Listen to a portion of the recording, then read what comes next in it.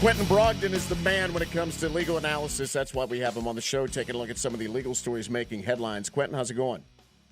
Good morning, Bloom Daddy. Nice to visit with you again. Hey, thanks for being on here. Let's start with Matt Gaetz. We're going to start with topic number 2. Under federal investigation, he's accused of having sex with a minor. He's claiming it's an extortion claim. The happiest man in America right now, Quentin, is Andrew Cuomo, because Gaetz has taken some of the pressure off of him. What in the world is going on with this case? This is a bizarre story. You're right. Gaetz is being investigated by the U.S. Justice Department. It began when Trump was still in office, so that's an interesting twist to it. Even though Gaetz was and has been a big Trump supporter, he often did warm up, in the rallies for Trump when Trump was in Florida. Gaetz has been a rising star in the Republican Party. He's a third-term congressman from Florida. But the allegations are that he was having sexual relationships with a 17-year-old girl and bringing her across state lines, and if that was occurring, that would be a federal crime. Some news outlets claim to have looked at receipts showing payments from one of Gaetz's friends, a guy named Joel Greenberg, who was arrested last June, and Gaetz to one or more women to have sex with them. And allegedly, Gaetz and Greenberg have been going on these sugar daddy websites where women are being given gifts and other things in return for sex. Gaetz is denying all this and saying that this is part of an extortion attempt. I think he said this in an interview, it was on Fox News, by a former government official who reached out to Gaetz's father and said, basically, if you don't pay a bunch of money, bad things will happen. Yeah, and then you got this angle that somehow this is all connected to the disappearance of an ex-FBI agent back in 2007. That's right. The story, it's not going to go away anytime soon, and it's one of those stories in the eye of the beholder, depending on political party. And you're right, comparisons have been made to the whole Cuomo mess, and it seems like news outlets just can't get enough of the story. All right, let's go to Vegas. You got a woman who killed her husband while he was on a live chat call. She tried to make it look like an accident. Apparently that didn't work.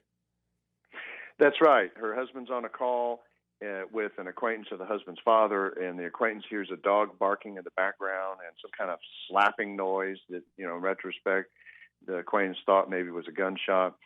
The woman said her husband accidentally shot himself while cleaning a gun, but there are some discrepancies. I think that's a nice word for them that have been found. They found the gun cleaning materials, the authorities, near a computer, but didn't look like the husband was using those gun cleaning materials up until the time he died. There was no large pooling of blood that they would have expected to have found near the husband's body if he had been found face down, as the woman claimed.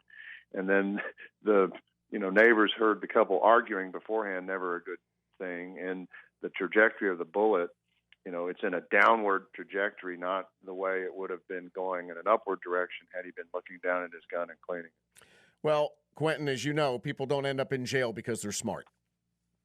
That's right. The jails are full of people who made big mistakes in committing their crimes. No question about that. We're talking to legal analyst Quentin Brogdon. Some of the legal stories making headlines. This is a big one here, and this is involving Rutgers University and whether or not schools can require vaccinations before you come back on campus for in-person learning. What do you think about this? Well, the answer is going to depend on your state. It's very much controlled by state laws, but universities are already requiring, most of them at least, vaccinations, particularly state universities, for, measles, mumps, things like that. Rutgers in New Jersey is the first university to mandatorily, to make them mandatory, these COVID vaccinations. It intercepts and overlaps with a lot of the debate that's going on right now, for instance, about proof of vaccination cards.